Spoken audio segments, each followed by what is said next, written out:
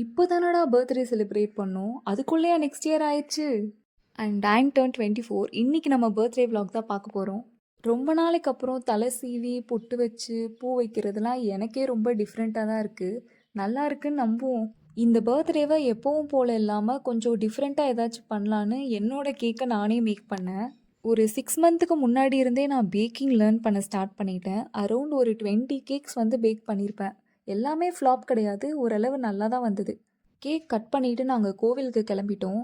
நான் கோவிலுக்கு போகிறப்ப தான் என்னோட பழைய பர்த்டே மெமரிஸ்லாம் மைண்டில் ஓடிட்டு இருந்தது. பர்த்டேக்கு 1 வீக் முன்னாடியே பயங்கரமாக எக்ஸைட் ஆயிடுவேன். புது ட்ரெஸ் எப்போ வாங்குவோம், எக்லெஸ் சாக்லேட் வாங்கி தருவாங்களா இல்லை 5 ஸ்டார் வாங்கி தருவாங்களா, அன்னைக்கு நமக்கு கிஃப்டாக எவ்வளோ காசு வரும், ஐயோ பெரிய அமௌண்ட்டாலாம் வந்தால் என்ன பண்ணுறது, இப்படிலாம் யோசிச்சுட்டு இருப்பேன். இப்போலாம் எந்த எக்ஸைட்மெண்ட்டும் இல்லை, ரொம்பவே பிளைனாக இருக்குது.